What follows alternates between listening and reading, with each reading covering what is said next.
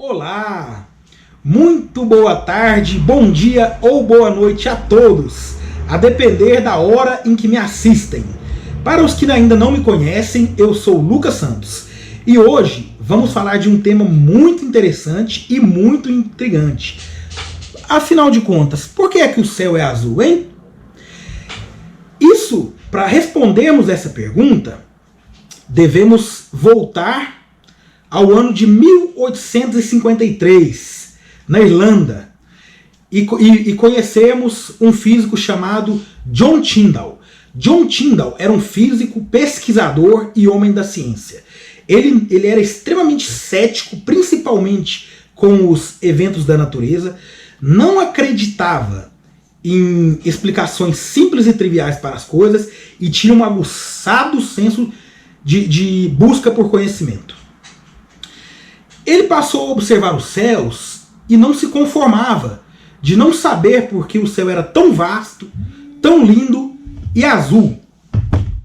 Então ele foi para os Alpes suíços tirar um período sabático. A família dele tinha uma cabana em cima das montanhas. Como ele achava que estava mais próximo dos céus, ele sempre olhava e admirava, mas não conseguia de forma alguma compreender por que o céu é azul. Até que ele teve uma ideia. Ele pegou um tubo de vidro totalmente transparente, um vidro muito fino, de aproximadamente 1 metro de comprimento, colocou uma luz branca em uma das extremidades e observou se ele via alguma coisa, mas ele não viu nada, porque as partículas do ar são muito pequenas e muito esparsas. Porém, ele teve uma brilhante ideia. Ele injetou fumaça dentro do tubo. Quando ele injetou fumaça, ele teve uma descoberta surpreendente. Ele verificou que próximo da luz, de onde estava o foco luminoso, a fumaça ficou meio azulada. E longe, mais distante, no outro polo, na outra ponta do tubo, a fumaça ela tendia a ser avermelhada e alaranjada. Ele ficou surpreso e imediatamente começou a levantar hipóteses. Ele sabia como funcionava a luz. Naquela época já se era conhecido que a luz era uma onda e suas propriedades. Ele sabia que o espectro luminoso se divide em 7 cores, que vão do violeta ao vermelho. Sendo o violeta, o espectro tem o comprimento de ondas mais curto. Sendo o comprimento de onda mais curto, o violeta ele viaja numa velocidade um pouquinho maior que o vermelho. Um pouquinho maior, todas muito próximas da velocidade da luz, não se esqueçam disso. Então, ele sabia que a luz como onda, ela era absorvida de forma diferente por objetos diferentes. Por exemplo, uma maçã vermelha, ela absorve todo o espectro luminoso e reflete apenas o vermelho. Uma blusa preta, ela absorve todas as cores do espectro luminoso e não reflete nenhuma. Já o branco, por sua vez, reflete todas, sendo, portanto, a cor branca a união de todas as cores no espectro luminoso. Desculpa, no espectro luminoso. O que acontece? Ele ainda não estava convencido, porque ciência precisa de muito mais que evidências, precisa de provas. E ele criou um dispositivo em que ele chamou o céu em uma caixa. Ele quis aumentar a densidade dessa fumaça. Mas como ele não tinha meios para isso, ele usou de sua inteligência.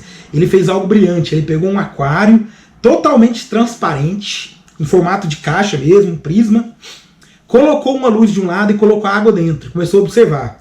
Inicialmente ele não viu nada muito interessante, porém ele decidiu colocar algumas gotinhas de leite, uma pequena poluição no meio da água. E aí sim, dentro de um cômodo totalmente escuro, ele conseguiu perceber que a água já não refletia, já não parecia transparente. E nem branca, porque o leite é branco. Ela ficou meio azulada. Isso intrigou ele. Falou, gente, mas a água pura, a gente sabe que ela não era pura, mas a água filtrada era transparente. O leite é branco. Por que se eu colocar umas gotinhas de leite vai ficar azul?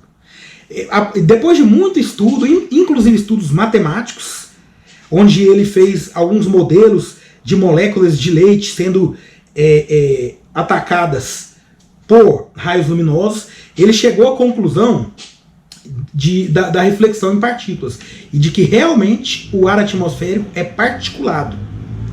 E ainda que microscópicas, ainda que do tamanho de uma única molécula ou de um átomo, essa partícula é capaz de absorver energia e dispersar energia luminosa. Outras energias também, mas não é o foco do vídeo. Portanto, Tyndall escreveu vários escritos que foram extremamente úteis a partir daí, e não parou por aí. Ele passou então a questionar por que o céu era laranja e o porquê do arco-íris, e fez essas brilhantes descobertas que hoje entretêm a nossa vida e trazem ainda mais ciência e aprofundamento para a humanidade. Tyndall passou a examinar os sóis de fim de tarde. E ele sempre via um céu um pouquinho mais alaranjado e tinha dias que até vermelho. E aí ele, como ele já tinha uma vasta experiência nos estudos, ele chegou na seguinte conclusão: o pôr do sol é alaranjado ou vermelho por um único motivo. Quando você olha para cima no céu, a atmosfera ela começa a ficar muito rarefeita 20, 30 quilômetros acima. É uma distância muito curta para a gente falar em escalas astronômicas, escalas luminosas e etc. Não vou entrar em maior detalhe, porque o Sol está a uma distância infinitamente grande comparado com esses 30 quilômetros da Terra. Então, quando o Sol do meio-dia, ele vem perpendicularmente. E ele pega apenas uma camada de uns 20, 30 quilômetros de atmosfera. Porém, ao pôr do Sol, ao invés dele vir perpendicularmente, ele muda o ângulo. Mudando o ângulo, você vai aumentar a quantidade de atmosfera que ele pega. E ao invés de pegar 30, 40 quilômetros, ele vai pegar muito mais. O Sol vai penetrar na atmosfera de uma forma meio que paralela com o globo. E o que acontece? A coluna de fumaça do primeiro experimento que ele fez seria maior. Simplesmente ao invés de ter aquela fumaça com 1 metro, ele teria uma coluna de 2 metros. Ele voltou lá, utilizou uma lâmpada mais forte ainda, uma coluna maior ainda, e viu que quanto mais distante ficava, mais tendia para o vermelho, a outra extremidade. Sendo que a extremidade mais próxima sempre continuava azul. Ele pegou também o céu em uma caixa, que é o experimento do aquário, e aumentou o tamanho. E ele determinou que a água suja, ela tende ao vermelho. Claro, dependendo da quantidade de impureza, né? Se colocar muita lama lá, ela vai ficar da cor da lama. Mas a água com impureza, com poucas impurezas, quanto maior a distância que a luz percorre, maior a incidência de refração, de difração de raios vermelhos.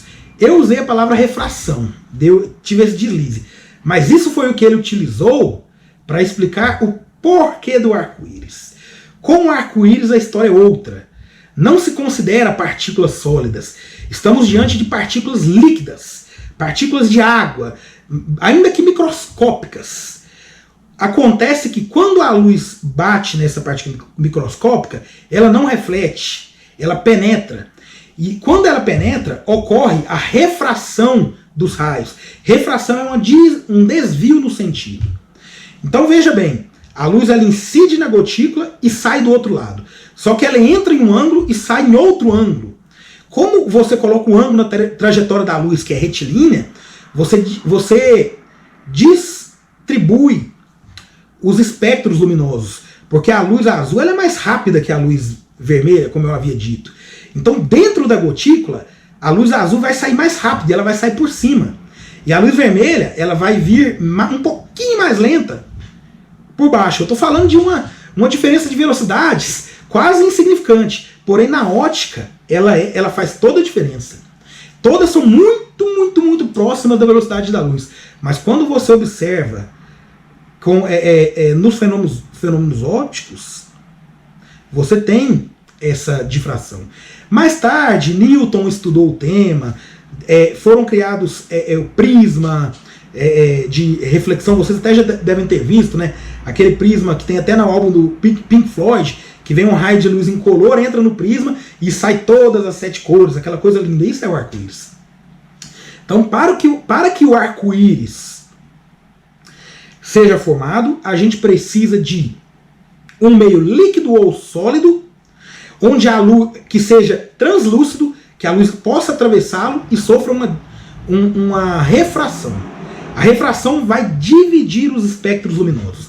E essa é a explicação, até hoje, do porquê o céu é azul e do porquê o céu fica alaranjado à tarde e do arco-íris. Aí vocês vão perguntar, mas e o céu à noite? Ele é escuro? Por quê? Ele é escuro simplesmente porque a luz ela não interage. A luz que vem das estrelas, elas são infinitesimais. Elas são muito, muito pequenas comparado com a luz que vem do Sol, que é uma quantidade de luz e radiação extremamente grande. Como a luz ela é infinitesimal, ela não tem energia suficiente para que haja dispersão luminosa entre as partículas da nossa atmosfera. E a luz da Lua, você pode observar que às vezes perto da Lua o céu fica azul, porque ali a potência luminosa é muito maior. Então essa é a explicação de por que o céu é azul. O céu é negro à noite, certo? E eu particularmente gosto muito desses temas. Espero que vocês tenham gostado. Se vocês gostaram, compartilhem, se inscrevam e deem um like, tá ok? Então é isso aí. Eu quero fazer uma última conclusão. A partir desses estudos, os cientistas mais modernos começaram a pesquisar também como doenças se propagam pelo ar. Os Estados Unidos começou uma pesquisa chamada Blue Sky Investigation, a investigação do céu azul, que até hoje é feita em algumas universidades e pelo governo americano. Pois a verdade ela nunca será absoluta. A ciência ela explica, mas avanços sempre irão acontecer. E assim esperamos, ansiosos por esse dia. Muito obrigado a todos e tenham um ótimo dia.